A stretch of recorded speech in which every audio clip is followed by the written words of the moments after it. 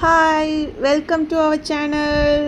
இது ஒரு Sunday mini vlog தான். நம்ம சேனலில் நிறைய வீடியோஸ் இல்லை, இயருக்கு முன்னாடி நான் வீடியோஸ் பேசி போட்டிருந்தேன். ஆனால் ரொம்ப வருஷத்துக்கு அப்புறம் இப்போ தான் ஒரு vlog மாதிரி, ஒரு மினி vlog மாதிரியும் ப்ளஸ் ஓன் வாய்ஸில் போடலாம் அப்படின்னு சொல்லிட்டு ட்ரை பண்ணியிருக்கேன். அதுக்கான ஃபஸ்ட்டு வீடியோ தான் இது. எப்படி இருந்தாலும் கொஞ்சம் அட்ஜஸ்ட் பண்ணிக்கோங்க. ஹாப்பியாக இருந்துச்சுன்னா இல்லை ப்ளஸ் மைனஸ் எதுவாக இருந்தாலும் தாராளமாக கமெண்ட் பண்ணுங்கள், நான் அக்செப்ட் பண்ணிக்கிறேன். And very very very happy day today. அப்படின்னு இல்லை, ரொம்ப அழகான கிளைமேட்டு, மழை வர மாதிரி இருந்துச்சு.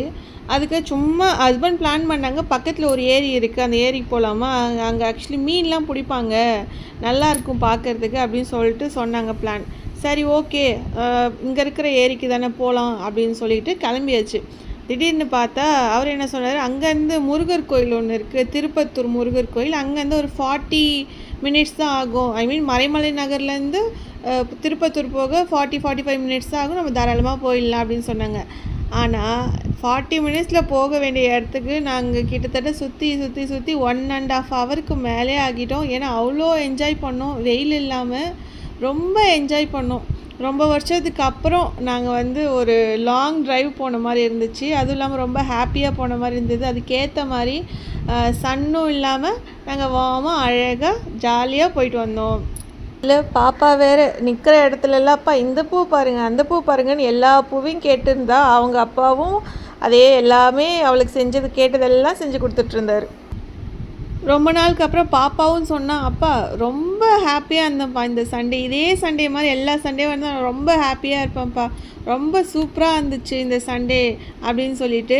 ஒரு சாமி பார்க்க போகிறோம் அப்படின்ற ஒரு எக்ஸைட்மெண்ட் எதுவுமே இல்லை. நான் எப்பயுமே கோவிலுக்கு போகிறதுனா கூட்டமாக இருக்குமோ, சரி ப்ரீ பிளான் பண்ணோம், நம்ம 6 o'clockலாம் கோயிலில் இருக்கணும் அப்படி இப்படின்னு பிளான் பண்ணுவோம். ஆனால் இந்த வாட்டி எந்த எதிர்பார்ப்பும் இல்லை, எந்த பிளானும் இல்லை, அன்பிளான்டாக போய் ஒரு பிளானை சக்ஸஸ் பண்ண சந்தோஷம் எங்கள் எல்லாருக்குமே. ஏன்னா அவ்வளோ சந்தோஷமாக இருந்தோம் நாங்கள் இன்றைக்கி.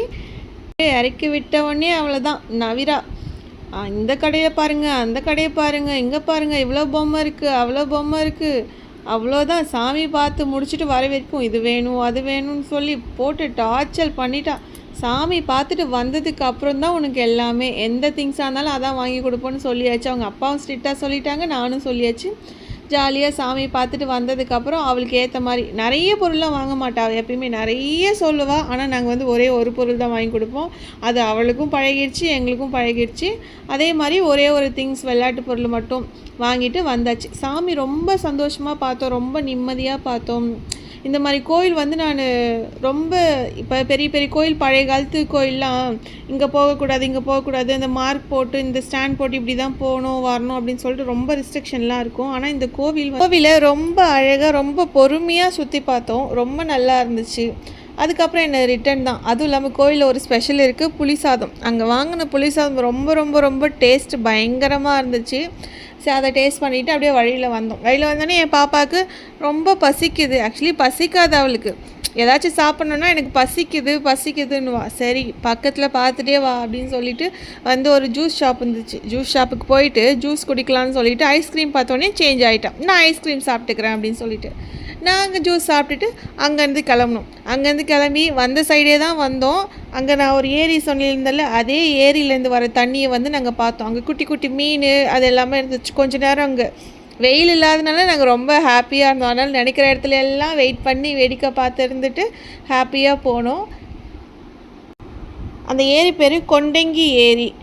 எங்கள் ஹஸ்பண்ட் சொன்னாங்க அதில் நிறைய மீன் பிடிப்பாங்க, நிறைய தூண்டில்லாம் போடுவாங்க, பார்க்கவே ரொம்ப இன்ட்ரெஸ்ட்டாக இருக்கும். காலையில் வந்தோன்னா நல்லா ஃபிஷ்ஷிங் பண்ணலாம், நம்மளுக்கு சான்ஸ் இருந்தால் நம்ம நெக்ஸ்ட் வீக் வரும்போது நம்மளும் தாராளமாக ஃபிஷ்ஷிங் பண்ணலாம். இப்போதைக்கு தண்ணி கம்மியாக இருக்குது, தண்ணி கம்மியாக இருக்கும்போதே அது ரொம்ப நீளமாக இருக்குது. இன்னும் தண்ணிலாம் அதிகமாக இருந்துச்சுன்னா அது ஏரி வழிஞ்சு ஊற்றும், நல்லாயிருக்கும் பார்க்க அப்படின்னு சொல்லியிருந்தாங்க. ஸோ நெக்ஸ்ட் டைம் நாங்கள் ஃபிஷ்ஷிங் எதாவது போனால் கண்டிப்பாக vlog ஷேர் பண்ணுறேன்.